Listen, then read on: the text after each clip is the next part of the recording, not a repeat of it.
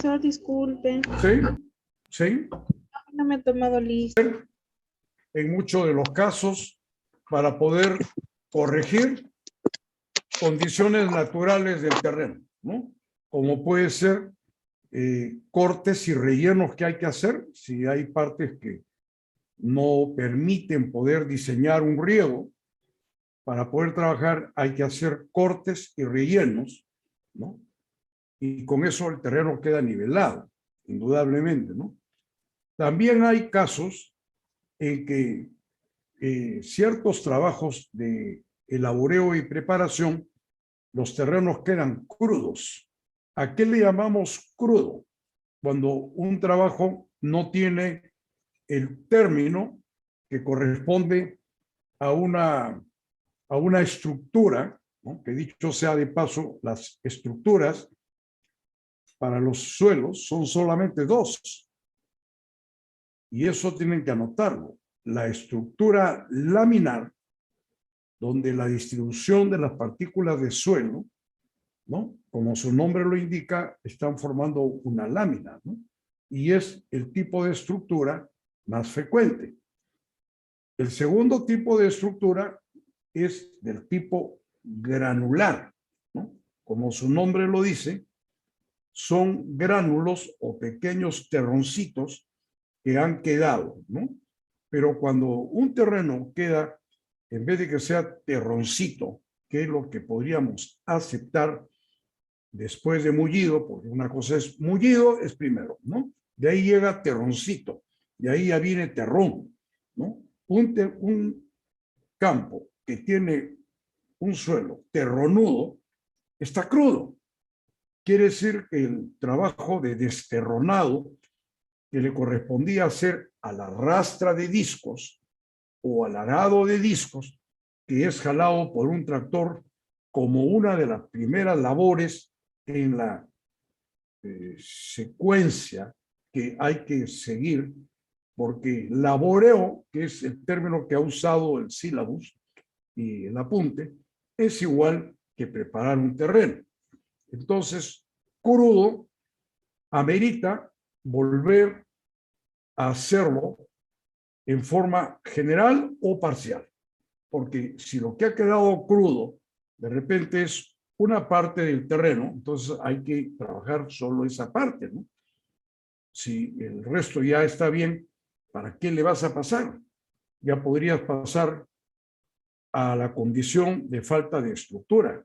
Cuando uno abusa de la labranza y hace más de lo que debía hacer, lo que suele ocurrir, aparte de mayor costo, ¿no? Que significa para ti, ¿no? Tener que pagar más en el presupuesto de preparación, porque obviamente hay que hacer un presupuesto, ¿no? Para poder meterte a sembrar, tienes que hacer una presunción, presumir tus costos, ¿no? Los que están en el mercado, ¿no? Lo que se podría pagar para tales horas en tales y tales labores, ¿no? Entonces, crudo es una condición que puede ser parcial. Generalmente pueden quedar crudas, por ejemplo, las partes que son linderos del campo, las partes donde hay que dar curvas, porque así lo amerita la forma del terreno. No siempre vamos a tener un terreno rectangular, ¿no? Perfecto, ¿no? Sería lo ideal, ¿no? Pero muchas de las veces tenemos terrenos de formas irregulares, ¿no? Donde hay entradas y salidas, ¿no? Que muchas veces el tractor más su implemento hace un largo, ¿no? Que no entra en la curva, ¿no? Entonces esa curva queda mal hecha, ¿no? Queda cruda. Entonces tenemos que ver cómo podemos o traer otro tractorcito, de repente más pequeño o algo para que se haga todo lo que podríamos llamar un desorillado, ¿no? Orilla, filo, todo lo que es la parte de linderación. Para esto, para hacer este trabajo, se pueden usar rastras de disco, que algunos le llaman gradas de disco, Podemos usar también tractores que pueden tener rastrillos, ¿no? Que en muchos de los casos ya esta es una labor diferente a la rastra de disco, porque ahí lo que se quiere hacer es una especie de peinada, ¿no? De recojo de restos de maleza o residuos, ¿no? De vegetales, ¿no? Eso es una labor complementaria de afinamiento, digamos así, para que mi terreno quede expedito para realizar la labor topográfica, ¿no? Hay algunos que no creen que no vale la pena, ¿no? No, yo le trazo. No. De repente vas a conseguir que el agua corra efectivamente por el surco, etcétera, pero ¿en qué forma? De repente el riego va muy rápido y la infiltración es demasiado baja y te quedan parte de las raíces por regar. A lo mejor es al revés. El surco va colgado y el agua que vas a poner ahí va a correr con mucha velocidad. La infiltración es baja, un poco el tema anterior. O puedes hacer que el agua pase, pero que pase con tanta lentitud el agua, con el cual hay un desperdicio de agua de regadío, porque el agua no avanza, está pesado y por supuesto la infiltración será cada vez mayor con un desperdicio de agua, ¿no? Y el agua hay que comprarla, ¿no? Si estás regando con el río, tienes que pagar las papeletas de riego que son por hora o por metro cúbico de agua, dependiendo la modalidad que use tu comisión de regantes de la Junta de Usuarios A, B o C, ¿no? Porque hay junta de usuarios de cada uno de los ríos. Todos los ríos tienen su junta de usuarios, ¿no? Chicama, Virú, Chao, etcétera, que no es una empresa pública, tampoco no es una empresa privada, es una organización de los agricultores, ¿no? Que mediante elección, cada año o cada 2 años, de acuerdo a lo que indique su reglamento, eligen a sus directivos para que todas las comisiones queden representadas, ¿no? Y estas comisiones tienen sus responsabilidades, ¿no? Tienen una asignación presupuestal que viene de lo que uno paga. Uno le paga a la Junta, aunque también hay algunas juntas que de frente han dicho, no, que le pague directamente a su comisión, ¿no? Pero ya se arregla, la comisión es parte de la Junta, ¿no? Y tiene una directiva, es de la Junta, y las comisiones de regantes tienen cada uno también su junta, ¿no? Su directiva. Por ejemplo, en el caso del río Chicama, está la Junta de Usuarios del Distrito de Riego de Chicama, ¿no? Y si mal no recuerdo, son 6 las comisiones de regantes que hay. Está la comisión de regantes de Sausal, está la comisión de regantes de Magdalena Cao, está la comisión de regantes de Santiago de Cao, está la comisión de regantes de Paiján, ¿no? Etcétera, etcétera, ¿no? Entonces, es conveniente que mientras tu trabajo de preparación o laboreo es más completo, lo cual va a ser indudablemente más costoso, pero siempre que esté de acuerdo, que el costo esté justificado, no hay problema. Eso va a ser devuelto por la producción, ¿no? A través, como digo, de que hagas desmanche de preparación en partes crudas, etcétera, etcétera, ¿no?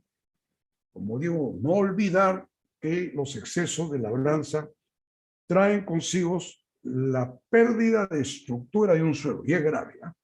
Eso es grave, ¿no?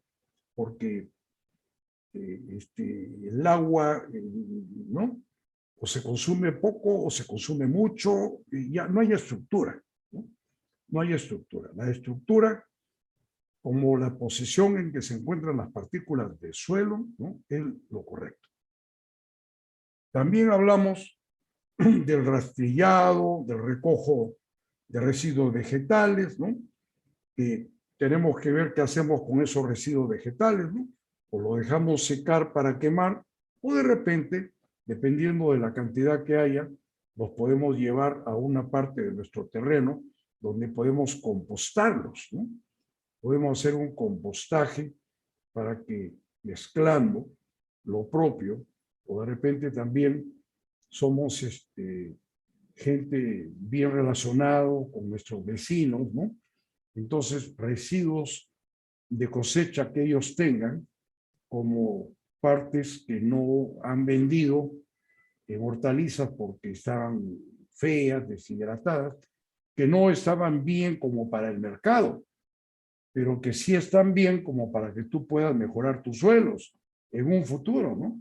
Entonces, tú le puedes decir a él, hacer un arreglo, y decir, amigo o vecino, eso que te ha sobrado de tomate, ¿lo vas a vender? No, ya no, eso. ¿Lo puedo recoger? Llévelo nomás, ¿no? Bueno, con eso ya lo estás ayudando a él también, ¿no? Porque ya no va a gastar algunos jornales en limpieza, ¿no? Para poder botarlo y acometer el trabajo de la siguiente campaña, ¿no? Una labor final, porque la final es la nivelación fina, ¿no?, que viene a ser el planchado del terreno con rufa, y haces un desorillado del terreno, y si el desorillado del terreno no lo puedes hacer con el tractor y rufa, te consigues una maquinita alquilada más chiquita, donde pueda acomodarse más a la superficie irregular que puede tener el terreno, ¿no? Entonces, aquí estamos hablando de labranzas de nivelado, el planchado del terreno, ¿no? Algunos le llaman el tabloneo, ¿no? Lo cierto es que debe quedar un suelo como para que venga el topógrafo y te haga el mínimo de planos que ustedes deben tener son dos, ¿no? Uno es el plano de ubicación. En el plano de ubicación podrás tener a firme la superficie exacta, ¿no?, de tu terreno, ¿no? Incluso con decimales, ¿no? 2 decimales, más no. Ahí pones los linderos. Si el siguiente campo es tuyo, perfecto, ¿no? Pones el nombre del campo, ¿no? Porque a veces cada campo tiene su plano, ¿no? Pero si el plano corresponde a un vecino, ahí lo pones, ¿no? Esquivel, ¿no? Barreto, Ramírez, etcétera, ¿no? Vas dándole forma a tu plano y pones los vecinos, ¿no? También debes marcar los puntos cardinales, ¿no?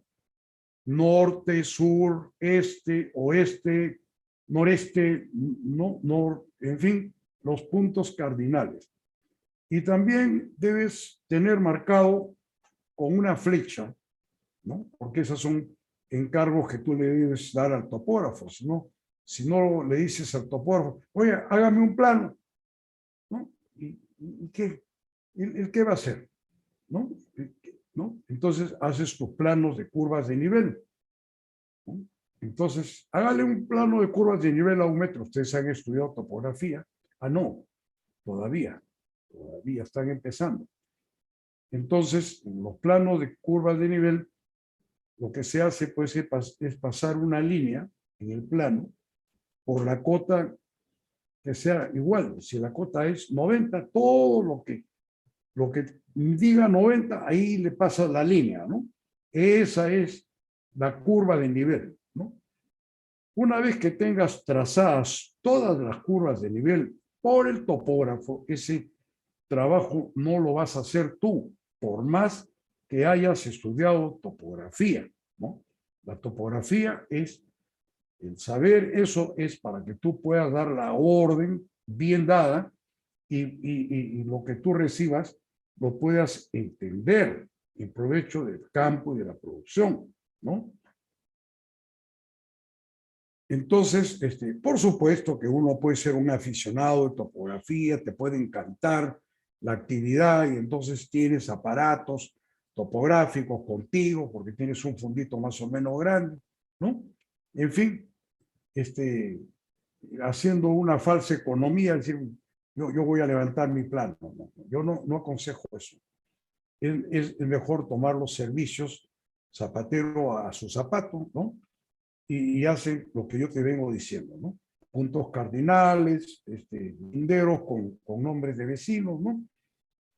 Plano a curva de nivel y que se marque con una flecha cuál es el sentido de la pendiente general de tu terreno, ¿no? ¿No? Y por supuesto, marcar la entrada del agua al fondo, ¿no? Que de hecho va a ser por la cabecera, ¿no? Pero cuando hablamos de la cabecera, mira, con la cabecera, del lado derecho, del lado izquierdo o del centro, para que pueda yo trazar una acequia interior como una acequia madre, para que pueda botar al forjado de alforja, aguas abajo a la derecha, aguas abajo a la izquierda. Luego, cuando ya quieres tener un plano del campo, la cosa es más detallada, ¿no? Entonces ahí pones el nombre del campo. Es bueno, ¿no? No voy a hablar de una chaqueta de 1 hectárea porque estoy hablando con futuros ingenieros agrónomos que están iniciando su profesión y entonces uno tiene que ponerle nombre a los campos o números, ¿no? Yo recomendaría nombre del campo, ¿no? Un nombre del campo, que es una oportunidad también para poder rendir un homenaje a los héroes nacionales. Por ejemplo, mis campos en Casagrande, yo tenía 200 campos, ¿no? Yo he sido gerente de campo de Casagrande, he sido gerente de campo de Cartavio. En Casagrande no usaban números, usaban nombres, ¿no? Por ejemplo, a Facalá, a la hacienda Facalá me encantaba, tenía 30.000 hectáreas, qué bárbaro, ¿no? Se imaginen ustedes lo que con modestia conoce uno de agricultura, ¿no? Y para ustedes, si me saben aprovechar, es algo que no podrían necesariamente lograrlo con un docente. Sí, pueden hablar un docente que les puede hablar cositas teóricas y lindas, ¿no? Pero encontrar a una persona que tiene 55 años de trabajo, ¿no? En forma continua y que haya manejado tamañas empresas donde he tenido de todo, eso es difícil. Entonces ustedes no pueden prepararse para una chacrita de hectárea, ¿no? Porque no los van a contratar como ingenieros agrónomos para que vean 5 hectáreas, 3 hectáreas, eso es difícil. Ahora, que si es tuyo, ya es otra cosa, pues, ¿no? Bueno, si es tuyo, tendrás tú que prepararte para ir ampliándote, ¿no? Para que justifique tu profesión, vas a recibir muchísimos conocimientos en toda tu carrera, ¿no? Muy bien, entonces, el plano a curvas de nivel, el nombre del campo, ¿no? La entrada del agua, salen cuartelitos ahí, ¿no? Cuartel 1, cuartel 2, cuartel 3, ¿no? El área del cuartel, dependiendo, solo lo va a indicar la topografía, ¿no? Y la dirección del surco. De tal manera que cuando traes tu máquina alquiladita para surcar o el tractor tuyo agarra un implemento surcador, entonces la flecha es la que va a dar la muestra, ¿no? Del surco y en forma paralela van saliendo el resto, ¿no? Cuando las condiciones topográficas mandan un cambio de surco, porque de repente está plano y esto hay que surcarlo así, ¿no? Paralelo, paralelo, paralelo, pero después tienes una parte que si bien está bien preparada, pero que tiene, y planita de la lateral, ¿no? Entonces, ahí hay un surco que no va a ser sembrado y que a ese le vamos a llamar cambio de surco, ¿no? Le vamos a llamar cambio de surco y de ahí nacen las pendientes, ¿no? Las pendientes del terreno. En principio, porque no estoy viendo necesariamente en el curso esto, aunque en riego lo vamos a ver, les adelanto que una pendiente tiene un numerador y un denominador, ¿no? En el numerador, lo que se van a colocar en metros, ¿no? Es el desnivel del terreno, ¿no? El desnivel del terreno. Y lo que se va a colocar en el denominador es la longitud, ¿no? Del plano, digamos, ¿no? De lo que corresponda. Entonces, adelantando juicios en el tema de riego, que lo veremos en alguna semana, que no es la próxima, es lo que esté establecido en el sílabo, definitivamente 2.0 a 3.0 por mil es la mejor pendiente, en ese rango, ¿no? Esa es la pendiente donde tu velocidad de escurrimiento del agua no va a ser ni tan rápido que va a ser un balazo que va a erosionar, que no va a infiltrar lo que necesitas tú, ni va a ser tan lenta como para que tengas un desperdicio del agua, ¿no? Mejor tomar el promedio, 2.5 por mil, ¿no? ¿Qué quiere decir eso? Que hay en 1000 metros de terreno, o sea, en 1 kilómetro, en 1000 metros de terreno, por decir de surco, que no lo hay, ¿quién va a tener 1000 metros de surco? Nadie, ¿no? Sería terrible un regadío, regar 1000 metros de surco. ¿Qué tal desperdicio de agua, no? ¿Qué tal desperdicio, no? Entonces, en la interpretación, 1000 metros de surco, tienes 2,5 metros de desnivel, porque tienen que haber unidades con unidades iguales. 1000 metros, metros en el denominador, metros en el denominador. Centímetros en el denominador, centímetros. Muy bien. Entonces, aquí vamos a poner 2 ejemplos, ¿no? Un cultivo de planta grande, de planta como es la caña de azúcar. Podemos surcar 100 metros. Es lo correcto. A veces hasta 120 metros, ¿no? Con 100 metros, tu numerador, si has bajado un 0 de 1000 a 100, entonces tu 2.5 de numerador se va a convertir en 0.25 metros. Quiere decir que el desnivel que va a tener tu cabecera, ¿no? Como se le llama a la entrada del agua por tu cabecera, ¿no? Y la parte final de tu surco puede tener varios nombres que varían, ¿no? Algunos le llaman culata, ¿no? Algunos le llaman piecero, ¿no? Algunos le llaman ¿no? ¿Cómo se llama? Vertientero, porque ahí está la contrasequia, ¿no? Es la que va a recibir los desagües, ¿no? Entonces, será de 0.25 de metro. Quiere decir que la cabecera es 25 centímetros más alto que a los 100 metros. Eso quiere decir, en 2,5 por mil. Me voy y cambio de ejemplo. Me voy a una hortaliza. Sería criminal que surque 100 metros una hortaliza, ¿no? Que es una planta que la parte superior o parte epígea, ¿no? Como veremos en su momento, ¿no? Y la parte hipógea, que es la raíz, ¿no?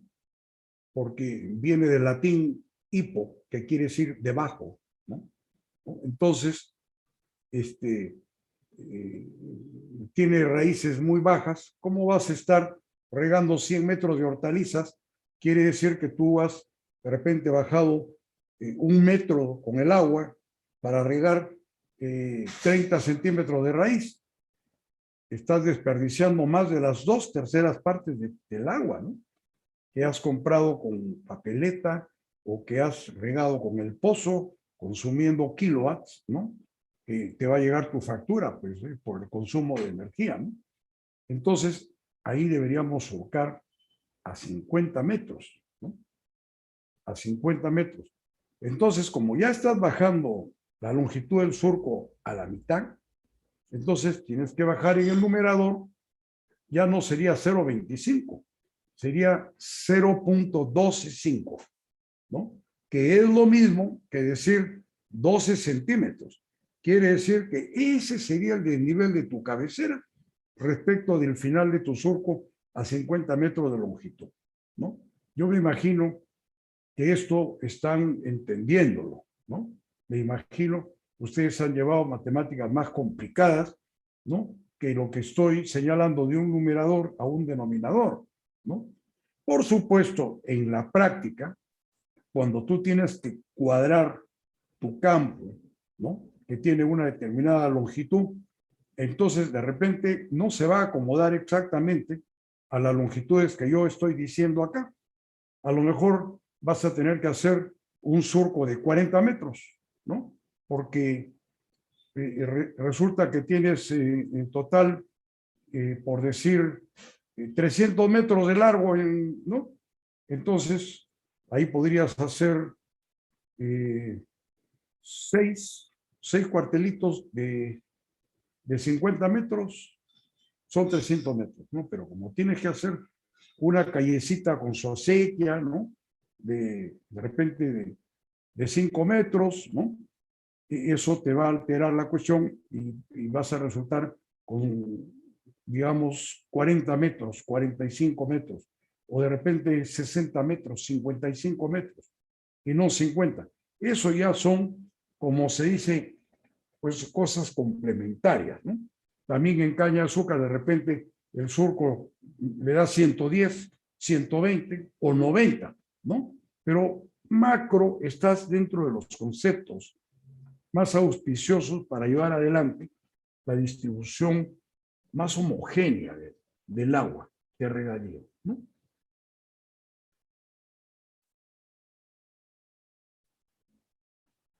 Aquí vamos a ir viendo una serie de implementos, muchos de ellos totalmente obsoletos, ¿no? Porque se trata de ver también la historia, ¿no?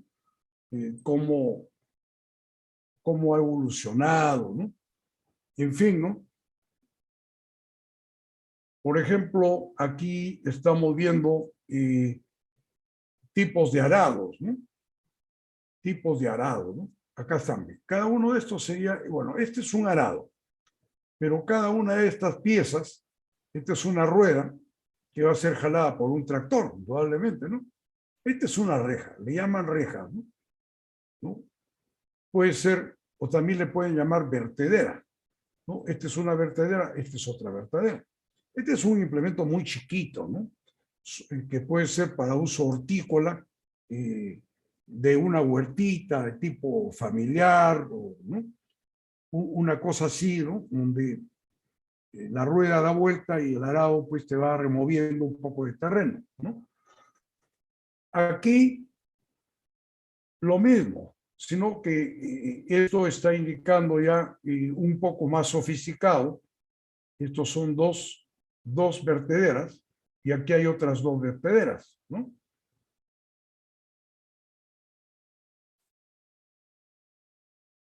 Hay algunos que son de arrastre o también de tiro, que se trabaja con tiro por el tractor lo jala, ¿no? Y hay otros que son hidráulicos, ¿no? Que ya supone la presencia de un bombín hidráulico que va a levantar el implemento, ¿no? Entonces, cuando tú te quieres con tu tractor, alquilado o no, desplazar de un lado para el otro, bueno, subes el hidráulico, pues si te vas con implemento y todo, ¿no? Ya cuando estás en la chacra, lo bajas, el hidráulico ¿no? porque si no, ¿qué harías? ¿No? Si no tienes la opción del hidráulico, entonces no te vas a ir por la carretera arrastrando el implemento, a no ser que ese implemento esté sostenido por llantas, ¿no? Llantas un poco más grandes que los discos, y entonces no hay problema. En ese caso, el tractor va por la carretera jalando su rastra de discos o su arado de discos, ¿no? La figura a ver, vamos a ver, creo que, un momentito, me parece que no la estoy viendo acá.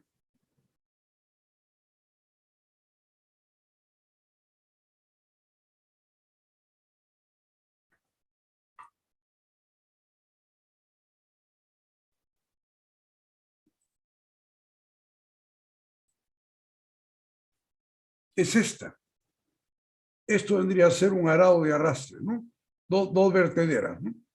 Sus llantitas, ¿no? Y una rueda guía, ¿no? La B es un arado semimontado, este de acá, ¿no? Hay muy pocas diferencias acá, ¿no? El número de vertederas son las mismas, etcétera, ¿no? El tamaño y peso también, pero este es semimontado, ¿no? El C, que es este, es un arado montado de dos vertederitas, ¿no? Arados dobles. El D, que es este, es un arado de arrastre, ¿no?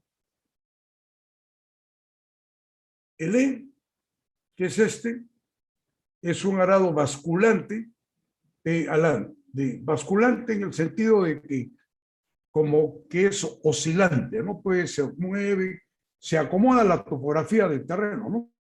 Necesita subir, sube, ¿no? El F es montado, es un arado montado, y el G es un arado de cambio, montado, ¿no? La verdad es que este tipo de implementación se usa muy poco, pero estamos hablando del curso de agrotecnia en el Perú, ¿no? Estamos hablando de que costa, sierra y selva, ¿no? Entonces, aquí en Costa hacer esto con esto, ni hablar, ¿no? No se necesita, muy poco. En la figura 4 estamos viendo un poco más al detalle un arado basculante monosurco, ¿no? Y de tiro, ¿no? Este es de tiro. Esta es la vertedera, ¿no? Si fuera doble vertedera sería cuando hubiera en el lado lateral de esto otro, ¿no? Entonces ahí se forma como un cajoncito, ¿no?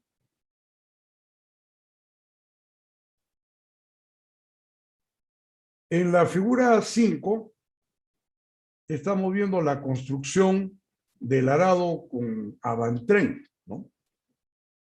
Yo recuerdo que para conseguir estas fotitos, que son, no son para decir de aquí para mañana esto, no, sino más bien de aquí para atrás. ¿Qué pasó? Compré una vez que estuve en Cuba por un tema de un congreso de tecnólogos azucareros, ¿no? No estuve por un tema político, ¿no? Ahora conviene aclarar, ¿no? Cómo están las cosas. Y en alguna oportunidad volví a estar por un tema de salud, que fue una cirugía en cadera. El adelanto de Cuba en medicina, que ha bajado indudablemente porque están pasando épocas difíciles, económicamente hablando. Cuando ellos están de la mano con los rusos, entonces había bastante avance, los viajes de los profesionales iban y venían, en fin. Bueno, esta es la construcción de un arado en la figura 5 con avantren, ¿no?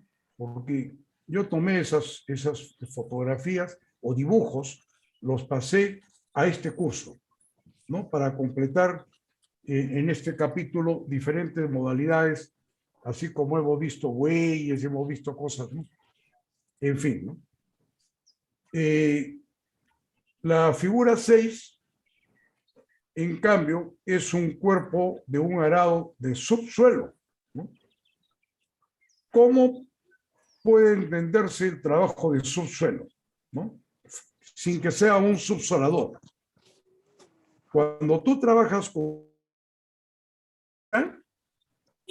lo que vas a hacer en el campo es champear, ¿no?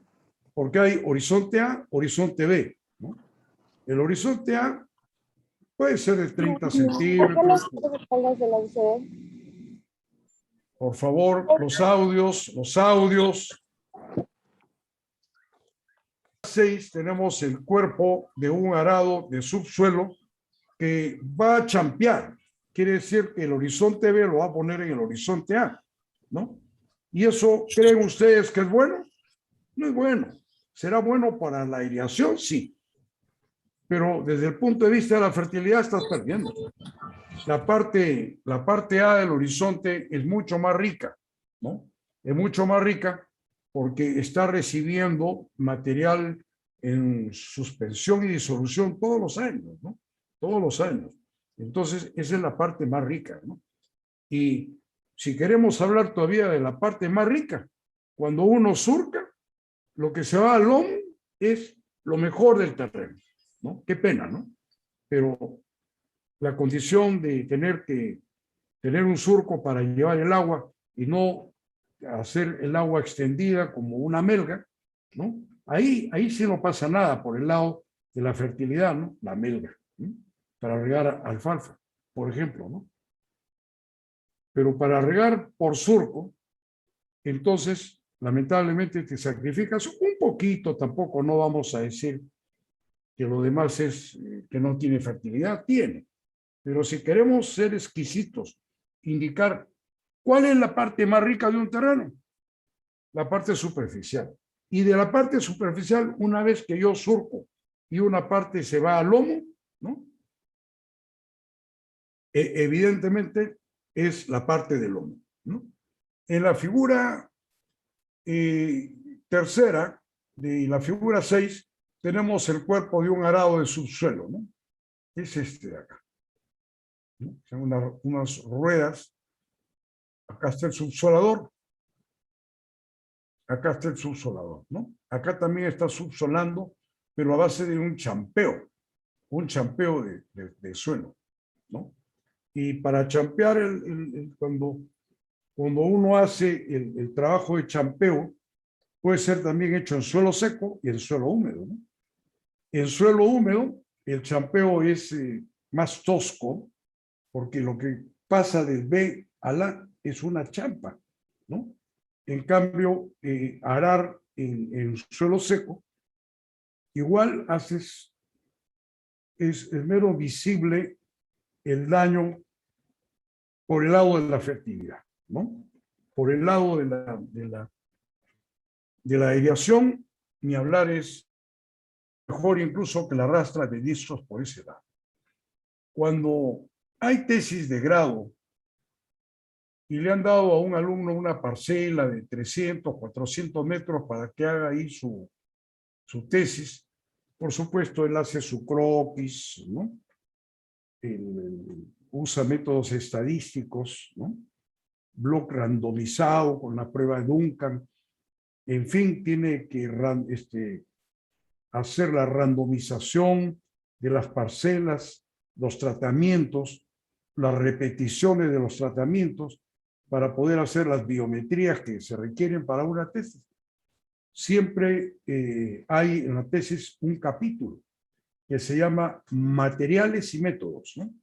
Entonces, ahí tienes que describir cómo has trabajado la preparación del terreno. Entonces, tú pones que has traído un tractor, ¿no? Que previo a la limpieza que se desarrolló, ¿no?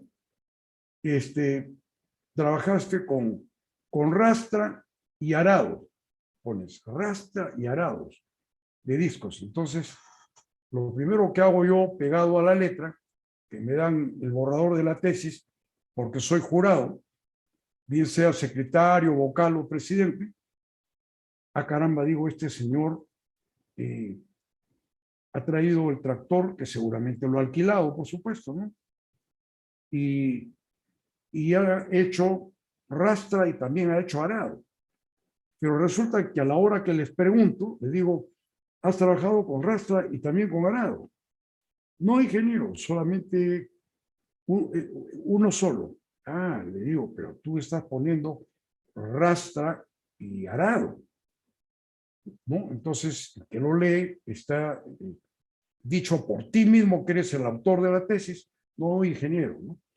Entonces, no lo vamos a jalar por eso, ¿no? Pero eso queda una observación que el asesor que debió corregir eso, ¿no? Porque él sí sabía, ¿no? Hubo conversa con el tesista, ¿no?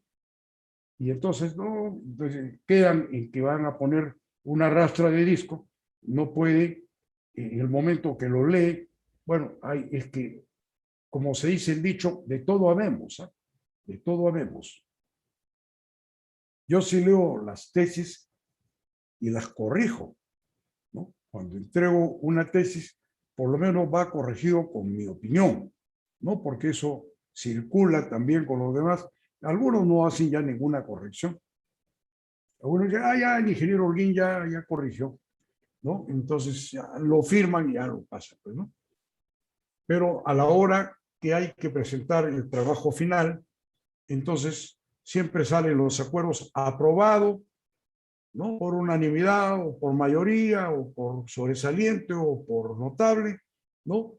Y te piden levantar las observaciones. Entonces, eso eso sería una observación, ¿no? Muy bien, entonces hemos visto las figuras 5 y 6 de arados con vertedera y arados con vertedera para subsolación. Vamos a ver qué es lo que sigue llegando.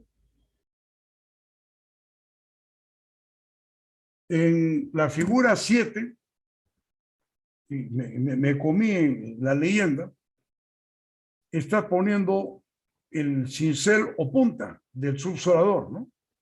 Este es el que explicamos que se desgasta. Esta puntita acerada se desgasta y va empernada, va empernada. También puede ir soldada, ¿no? Pero es mejor empernada porque así, cuando ya quieres cambiarla, simplemente sacas la tuerca, ¿no? Sacas el pin, ¿no? O tornillo y le pones otro que la fundición te ha preparado, pues, ¿no?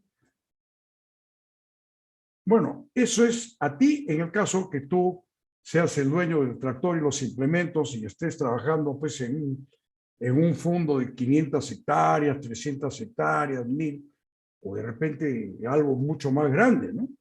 Como lo que me ha tocado a mí en mi vida profesional. Yo no he trabajado nunca.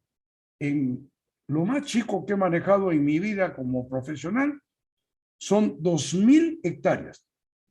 Como gerente general, ¿eh? Que no era el hombre que dirigía los trabajos. Como gerente de campo, lo más chico que he trabajado es Cartavio, imagínense, y eran 10.000 hectáreas, ¿no? Porque he trabajado Pomarca con 15.000 hectáreas, he trabajado Pucallá con 23.000, Casagrande con 30.000, ¿no?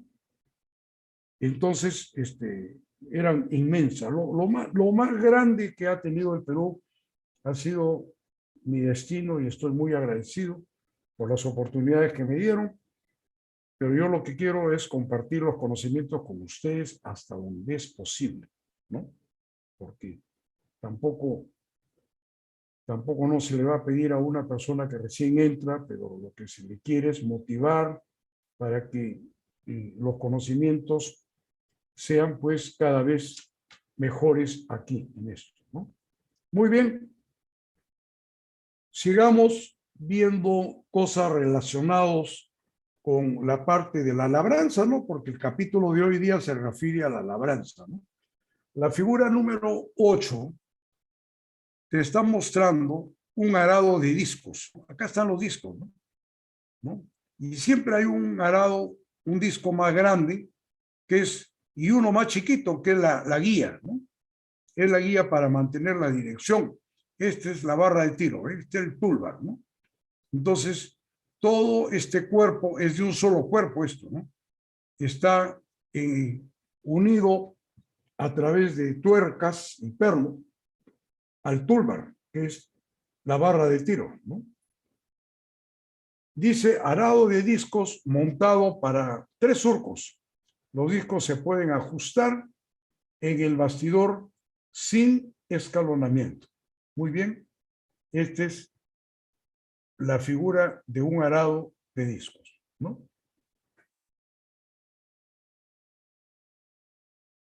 Vamos a ver acá, en la figura número 9, un arado de vertedera, ¿no?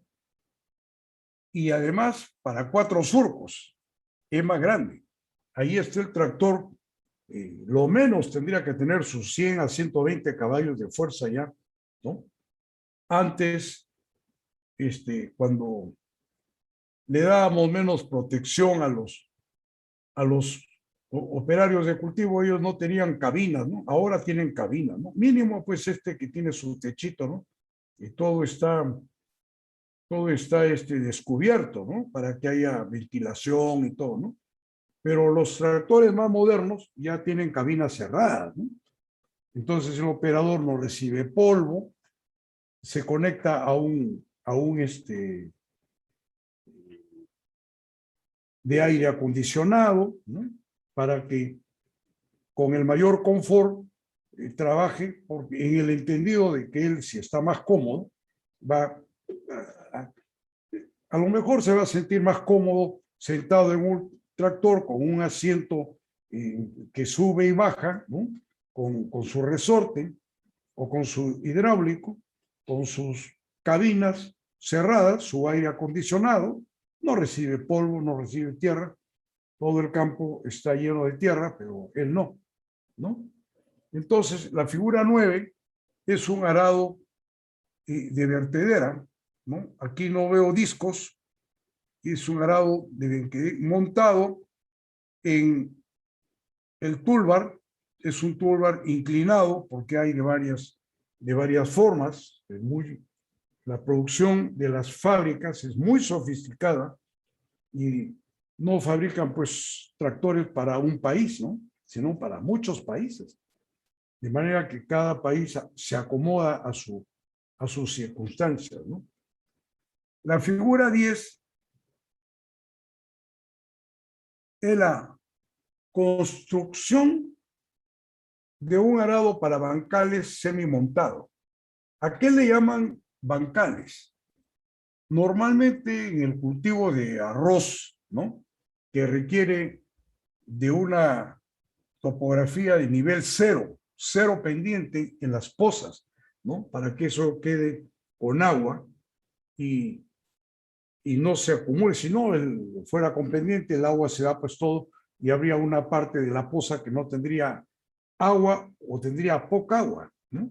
En cambio, si estás con pendiente 0 por 1000 en el numerador y en el denominador, entonces todo va a tener una lámina de agua de 15 centímetros o 20 centímetros perfectamente igual, ¿no? Lo que no quiere decir, aunque este conocimiento es para arroz, que es curso en el 9º ciclo, en cereales, muchos creen que el arroz es una planta acuática. No, yo diría que el arroz es más bien una planta mixta, porque el arroz recibe oxígeno. Hay una parte de sus raíces y también una porción inferior del tallo que tiene unos sacos de aire que son poco visibles, están casi camuflados en el macollo del arroz, porque el arroz macolla, ¿no? Bota varios tallos, hace un macollaje, ¿no? Entonces ahí tiene sus sacos de aire que son los que le dan a la planta para que ellos cuenten con el oxígeno, ¿no? O sea, tienen oxígeno, ¿no?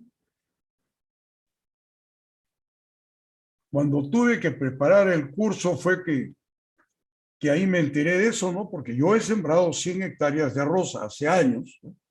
Pero ya como profesional, cuando estuve en Casagrande, incluso ya era gerente de campo, ¿eh? Nos dieron una devolución que hubo en la reforma agraria de unas SAIS, ¿no? Porque las tierras o eran cooperativas o eran SAIS, Sociedades Agrícolas de Interés Social.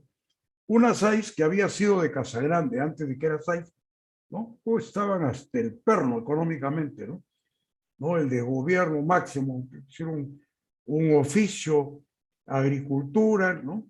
Y agricultura creyó oportuno pedirle a Casagrande la posibilidad de una anexión temporal primero, y entonces eso llevó a José Luis Holguín como gerente de campo, mucho antes de que yo me accidentara, y todo caía, todo era un, ¿cómo se llama esto? Para el trabajo, cuando la persona solo quiere estar trabajando, ya se convierte pues en un hábito, ¿no? Entonces, mi respuesta fue que sí. La mayor parte de gente seguro hubiera dicho que no, no para tener menos responsabilidad y menos trabajo, ¿no? Pero yo dije que sí. Y eso, pues, había que viajar a una hora, ¿no? Que caminar los arrozales, que esto que necesito para aquí, para allá, un cultivo complicado, ¿no? No es igual que sembrar 100 hectáreas de caña, 100 hectáreas de arroz, no, ¿no? Diferente tipo de fertilización, la época del trillado, todo ese, ni hablar. Entonces, aquí teníamos, y en este dibujo está numerado, ¿no? No, yo sé que no es muy fácil poder ver, pero por lo menos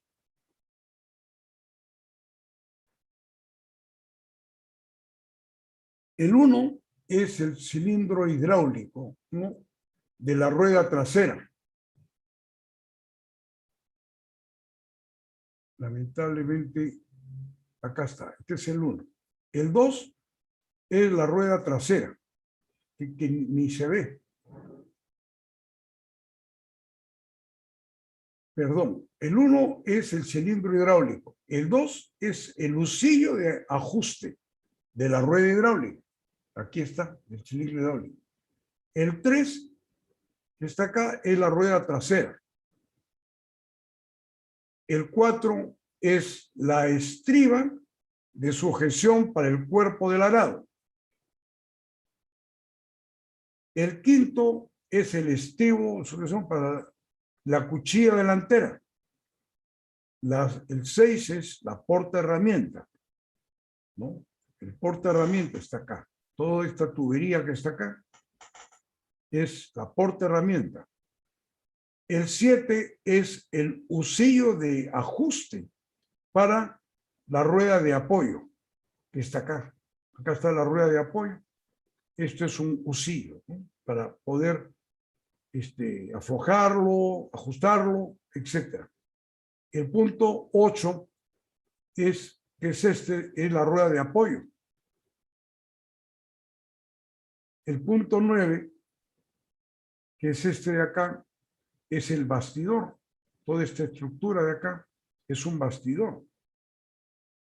El 10 es la tubería hidráulica. ¿Dónde está el 10? 9. Acá está. Esta es la tubería hidráulica. El número de articulación. Acá está. El número 12 es el alojamiento para el depósito de la dirección superior. Número 12. Acá está. El 13 es lo que le suelen llamar espiga. Espiga para el dispositivo de dirección inferior o superior del elevador. El 14 es el eje portante. El eje portante está por acá, acá está. 14. El 15 viene a ser la cuchilla delantera. Acá está. El 16 es la reja del arado. Acá está el arado. Que le llaman reja, ¿no? De una vertedera. Cada una de estas es una vertedera. El 17 es la vertedera. Clarito, ¿no? Acá está la vertedera. Y la parte baja es la reja de la vertedera. Es la parte más acerada. La otra no está muy en contacto con la tierra que desgaste, ¿no? Sino más bien sirve como un control para que no se desparrame la tierra, ¿no? En cambio, la parte de la reja sí sufre desgaste y al igual que las puntas y cinceles de subsoladores, hay que cambiarlas, ¿no? De vez en cuando. El 18 es la orejera. El 19 es la cama del arado. Y el 20 es el piso del arado, ¿no? La zona que entra en contacto ya con... Bueno, no se preocupen de estudiar estas partes y piezas, pero sí deben leerla, ¿no? Cuando lleguen a su videoconferencia,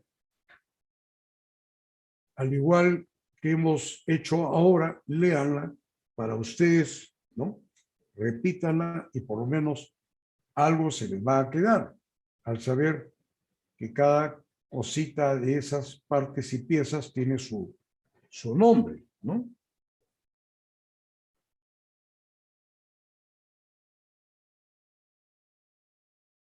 Eso ya lo hemos visto. Acá en la figura 11 estamos viendo el accionamiento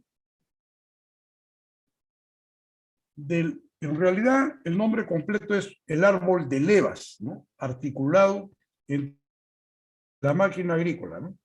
Acá estamos viendo la llanta del tractor y la parte posterior de la llanta. Observen cómo este lugar donde está la flecha, ¿no? Es lo que se llama toma de fuerza. Eso sí tienen que saber, ¿no? Que el tractor tiene una toma de fuerza. Esa toma de fuerza es la que aprovecha el 80% de la potencia del motor, ¿no? Del tractor. El tractor tiene un motor y el motor tiene una potencia.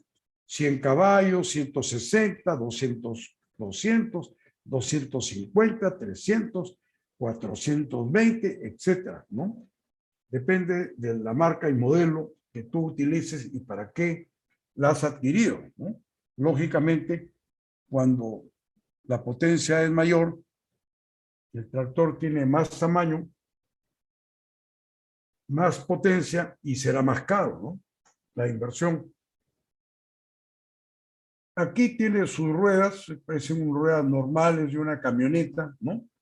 Su eje hidráulico, como tiene, por ejemplo, cualquier vehículo, ¿no? Para que a través de la transmisión, ¿no? La haga andar, ¿no? Y tiene pues el árbol de levas, ¿no? Como así se le llama, ¿no?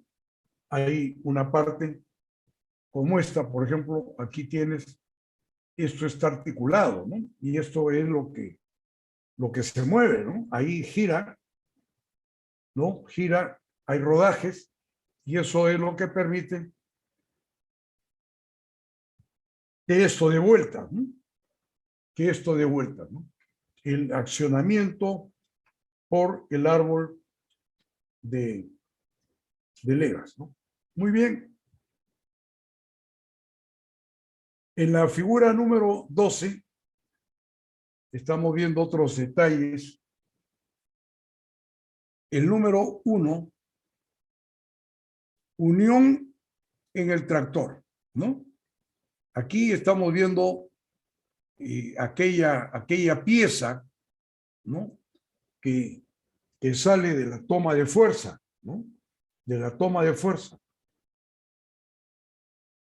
2 es la protección del árbol de levas de la toma de fuerzas. Acá está, ¿no?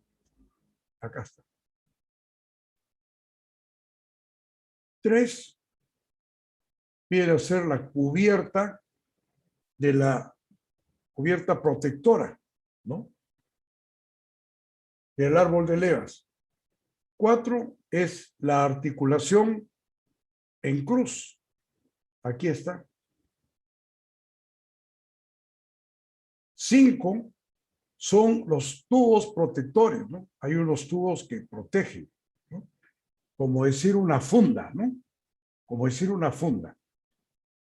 Las 6 son los tubos de la transmisión. Está dentro de los tubos protectores o funda, ¿no? Y el 7 es la unión con la máquina. Acá está.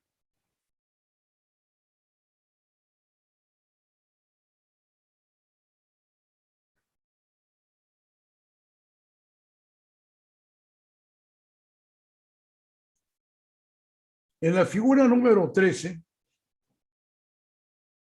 lo que van a ver ustedes es un cargador frontal, por supuesto hidráulico, y también de orugas, ¿no? Ahí está, montado en un tractor de orugas. Las orugas son estas, ¿no? Y esto se le llama también tren de rodamiento, ¿no? Porque esto da vuelta, ¿no? Y las orugas son metálicas, ¿no? Eslabonadas, ¿no? Tienen una cierta articulación, ¿no? Que permite el desplazamiento de una carrilería, de un carril, ¿no? Que el carril se gasta y se desgasta. Conozco yo, al desempeñar la gerencia de campo de Casa Grande, tenía 10 divisiones a mi cargo. 10 divisiones a mi cargo. 4 de ellas, cuatro de ellas eran divisiones de producción, como era Casa Grande y anexos, Roma y anexos, Sausal y anexos, Farías y anexos. Tenía la división de servicios agrícolas, donde estaban las áreas de aplicaciones de productos, de herbicidas, de todo ese tipo de cosas, ¿no? La división de topografía, la división de preparación y siembra, etcétera. Tenía la división de cosecha, tenía la división de cosecha tenía el departamento de cosecha, que eran cosechas por turno, cosechábamos las 24 horas del día. Imagínense qué trabajo para poder abastecer la fábrica, que también trabajaba 24 horas, ¿no? Y también tenía un área de servicentro dentro de la división de cosecha. Cosecha, que era corte, carrillo y transporte. Tenía el departamento de cosecha y el departamento de servicentro. Y luego había una división de maquinaria agrícola. La división de maquinaria agrícola tenía la miseria de 100 tractores. 100 tractores, ¿no? Y lógicamente había un jefe de la división tractores que me reportaba a mí. Él tenía a su cargo 3 departamentos. El departamento de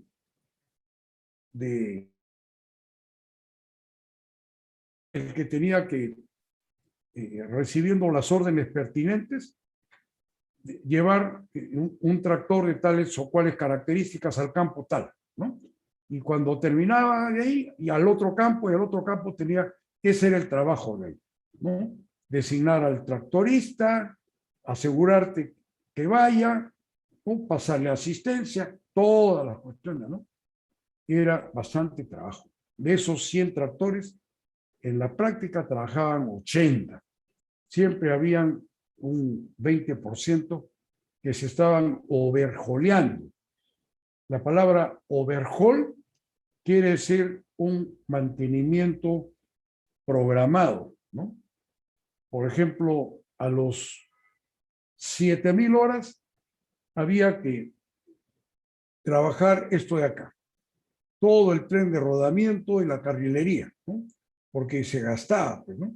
Entonces, se llevaba el tractor ahí, le sacaban todo el tren de rodamiento de acero y empezaban a soldar con soldaduras especiales, por supuesto, ¿no? Para poder restituir la capacidad de desplazamiento, porque si se ponía plano esto, entonces ya no podía rodar como correspondía en la superficie del terreno. Y de acuerdo al número de horas de trabajo acumuladas, por ejemplo, se sabía que cada 25,000 horas había que renovar el tractor. Ya se amortizó, se depreció, todo. Ya la cantidad de horas efectivas de trabajo de un tractor que tenía 25,000 horas, ya era, mire, si no era el embrague, era el cárter, era el esto, el otro, tenían que traerlo, ¿no? Entonces, mucha mano de obra y gastos en repuestos, ¿no? De manera que la política de la empresa era acumular las 25,000 horas en el plan anual de inversiones, se colocaban, ¿no? 3 tractores, 4 tractores para cambiar a ese modelo, ¿no? Porque imagínense si hay 100 tractores, la verdad que la cantidad de tractores que había que comprar en el año no era uno o dos, ¿no? Sino eran varios, ¿no? Que trabajaban 3 turnos al día, ¿no? Aunque ya cuando entró el sistema cooperativo yo calculaba, conociendo un poco este, la forma como actuaba y cómo pensaba la gente que trabajaba en una cooperativa, de 8 horas que hay en un turno, 6 horas eran efectivas, ¿no? Era que él tomaba su desayuno, ¿no? Se quedaba un rato ahí descansando del desayuno, le tocaba almorzar lo mismo, ¿no? O en la noche, la comidita, ¿no? O estar recalentando, ¿no? Avisaban para que manden un mecánico y ese mecánico veía si se podía arreglar ahí o había que mandar un tractocamión con la plataforma, ¿no? Para subirlo y llevarlo al taller. Entonces teníamos el departamento de cultivo, el departamento de reparación y había un departamento de mantenimiento, ¿no?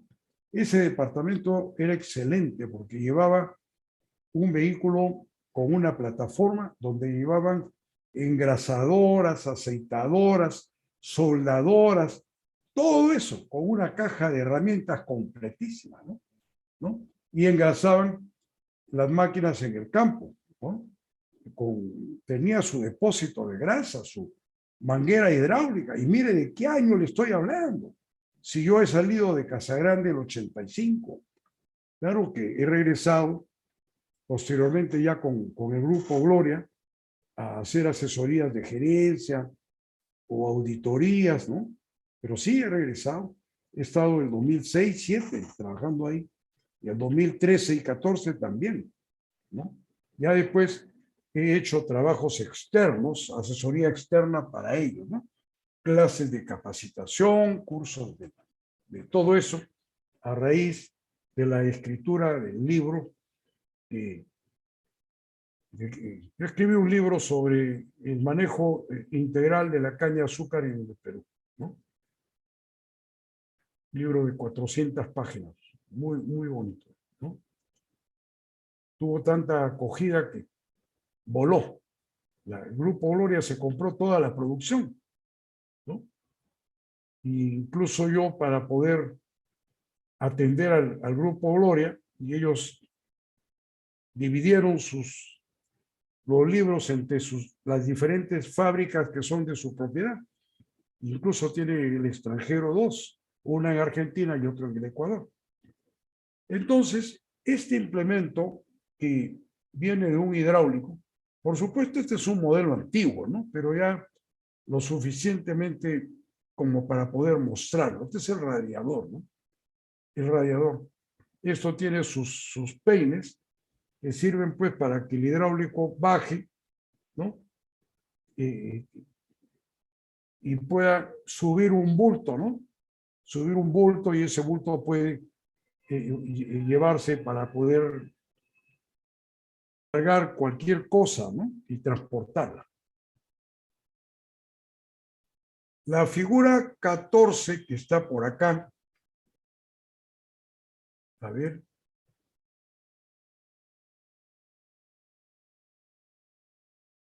es ver más al detalle ya la parte de lo que es un arado de vertedera, ¿no? Este es un arado de vertedera.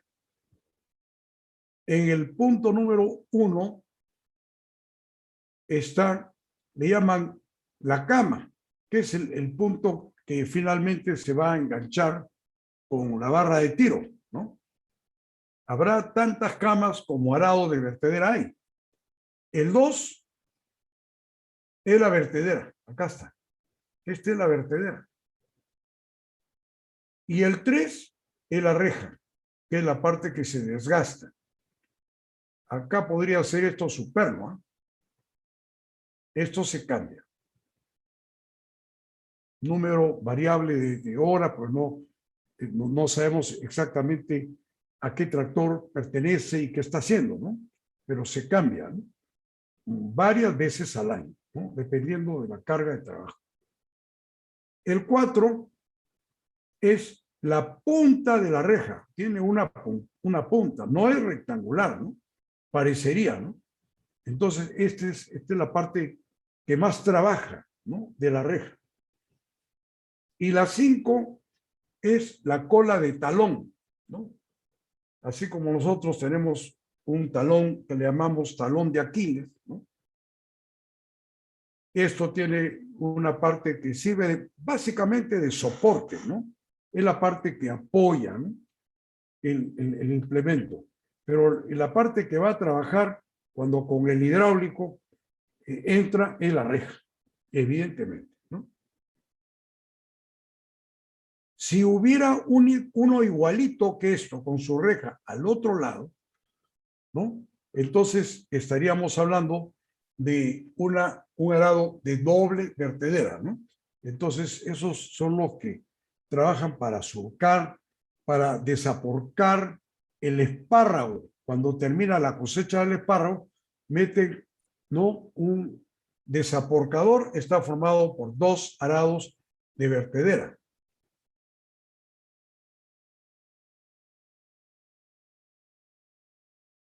El número 15 es un cultivador con rejas rígidas, ¿no? Tiene unos cuellos de ganso, como le llaman a esta parte de acá, ¿no? Cuellos de ganso, ¿no? Y cada uno de ellos tiene un aradito de doble vertedera, ¿no? Que con esto tú puedes, por ejemplo, realizar deshiervos jalado por un tractor, ¿no? Por supuesto, regulando, ¿no? Regulando el distanciamiento que corresponda, porque todos estos cuellos de ganso, ¿no? Son, se corren, ¿no? Y con esto tú puedes deshiervar muy superficialmente y vas recorriendo y saca la maleza. Lógicamente estamos hablando de una plantación cuando está chica, ¿no?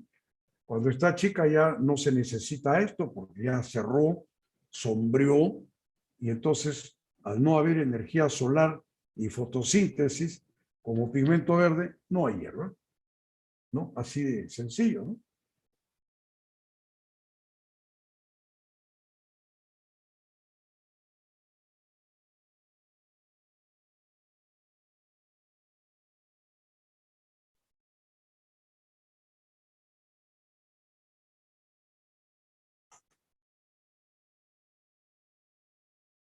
Seguimos con los distintos implementos que hay, ¿no? La figura 16, que es esta, estamos viendo a un cuello de cisne en el cual se le ha puesto una parte que esta es cambiable también y desgastable, dientes de acero, ¿no? Para un cultivador tipo danés, ¿no? O sea que le llaman tipo danés porque fue en Dinamarca donde desarrollaron este tipo de implemento, ¿no? Para la lucha contra las malas hierbas y la preparación de cuadros para la siembra, ¿no? Las rejas son reversibles y también recambiables, ¿no? Este tiene dos posibilidades, ¿no? O sea, va trabajando este y el otro va atrás, ¿no? Va atrás, pero va desfasado, ¿no? Va desfasado en la parte donde no trabaja esto, ¿no?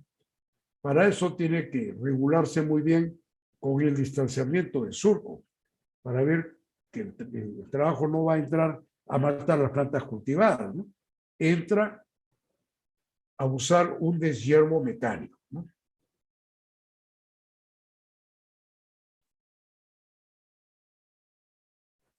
La figura 17 está relacionado más con el tema sanitario, ¿no? Es un tractor, por supuesto, de cuatro ruedas, a los cuales se le ha adaptado un equipo espolvoreador, o sea, para poder botar polvo, ¿no? De azufre. No es para poder botar polvo de estos que ensucian, no. El azufre es un elemento muy relacionado con la sanidad vegetal, ¿no? Por ejemplo, hay el azufre pantera, ¿no? Que se usa mucho para poder controlar hongos, ¿no? No tanto plagas, sino más enfermedades, ¿no? Entonces, tiene su respectivo tanque, que es este, acá está el tanque, ¿no? Aquí se abastece y está conectado al equipo, tiene su respectivo hidráulico, ¿no? Aquí hay un desfase para que el operador pueda, por la luna del costado, ver su trabajo, ¿no? Si no, él no puede ir, ¿no? Porque el espolvoreador va a trabajar así, ¿no? Montado en un tractor especial para la lucha antiparasitaria, por ejemplo, en bosques, ¿no? La figura 19 es una forrajera, indudablemente, ¿no? Aquí tienes varias opciones acá. Acá en este container podríamos poner el nombre de un contenedor. Puede ser un recogedor de manojos, puedes recoger piedras si quieres por acá, ¿no? Adicionalmente, en el mecanismo segador de una cortadora recolectora, ¿no? Esta es como una forrajera y se le ponen costalillos acá y todo lo que se va alimentando, también se puede alimentar por acá, pica y luego recoge, ¿no? Tambor recogedor de manojos dispuestos adicionalmente en el mecanismo segador de una cortadora recolectora.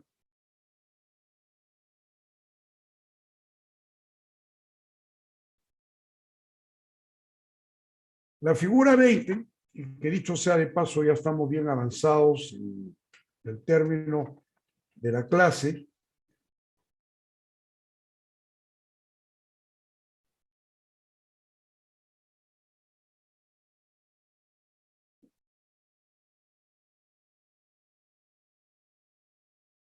Estamos viendo, por ejemplo, un tractor estándar. Es igualito también como el caso está todo numerado, ¿no? no me parece, ¿no? Que exigirles a ustedes que estudien esto.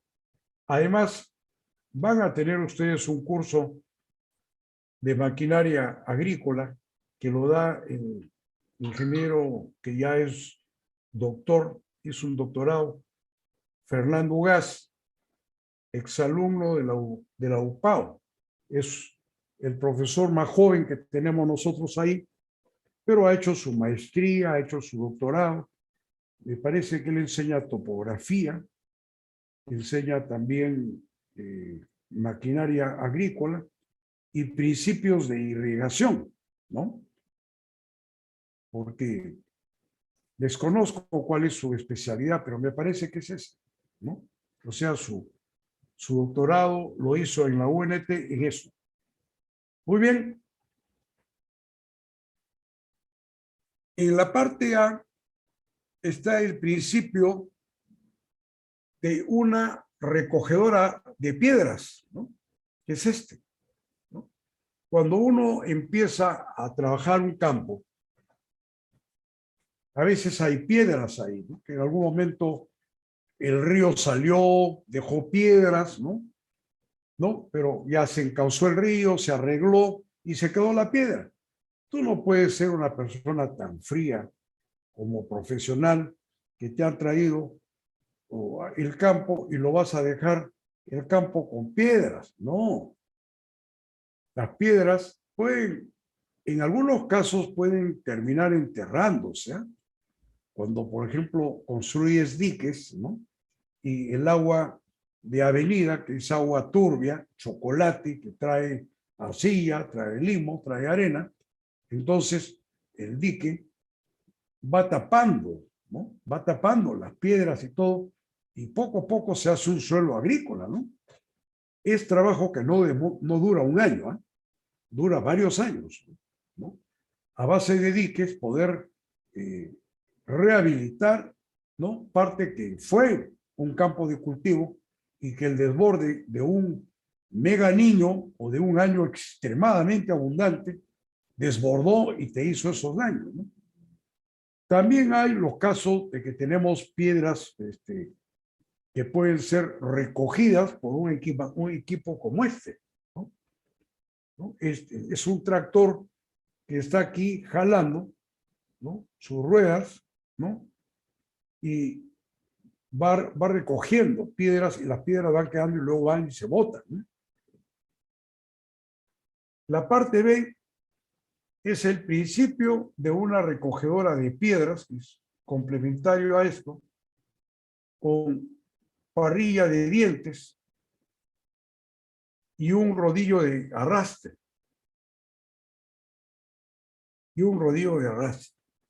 Normalmente, cuando hay piedras de 10 centímetros a menos, se pueden dejar.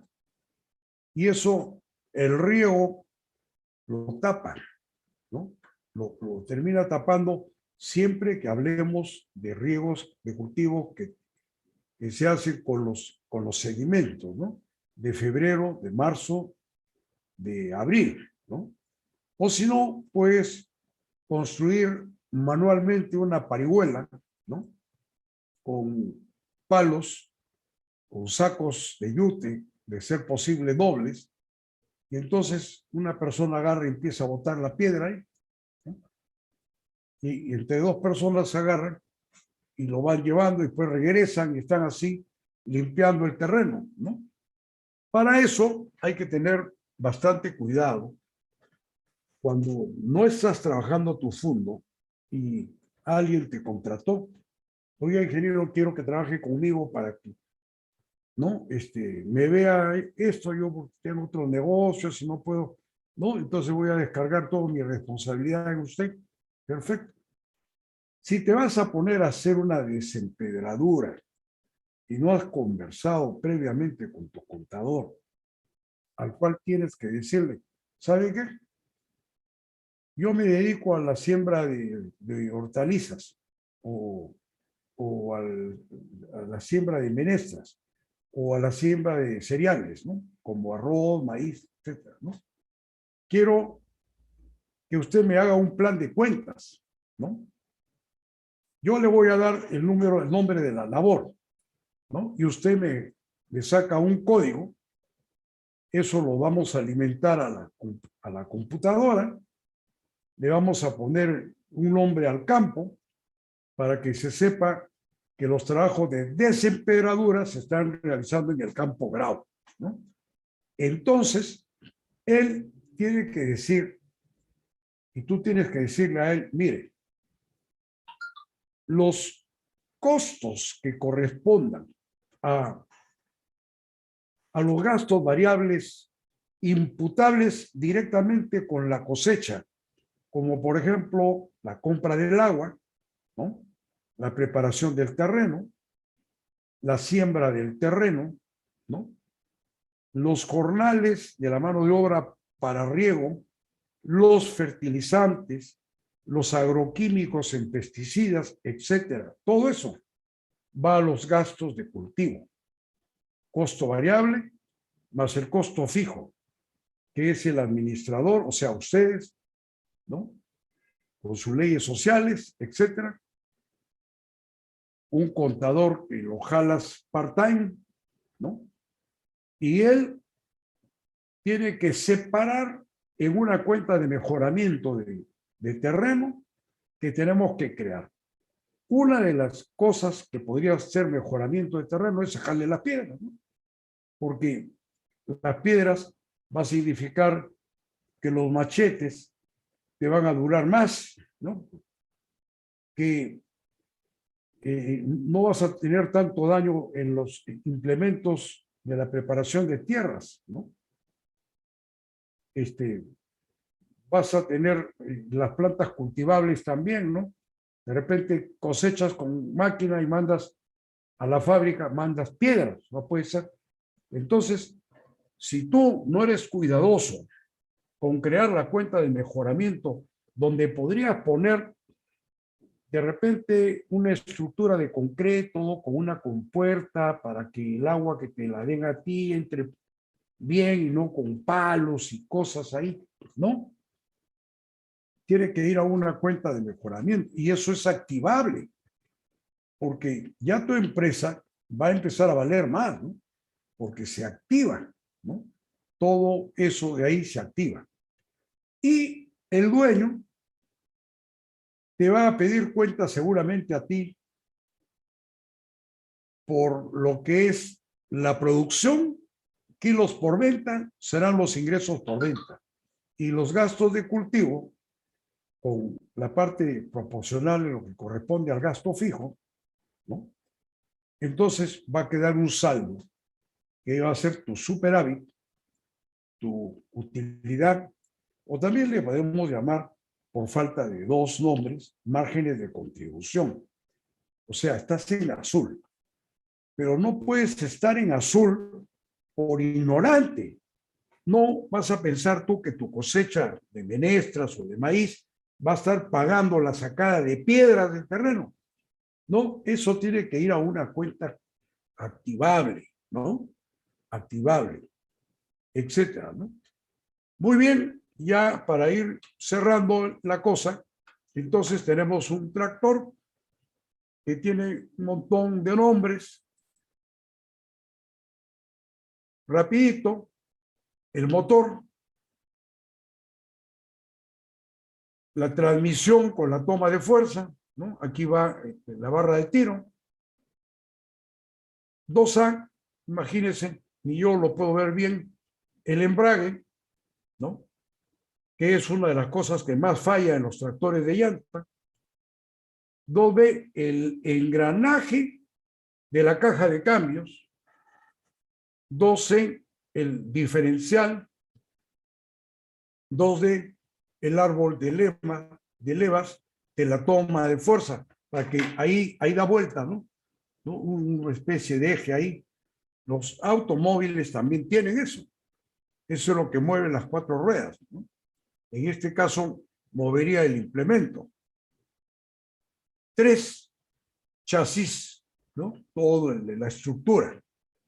3A, el mecanismo de accionamiento, ¿no? Todo esto se podría ver, pero habría que hacer crecer la foto, ¿no? 3B, la volante, ¿no? 3B, la volante, ¿no?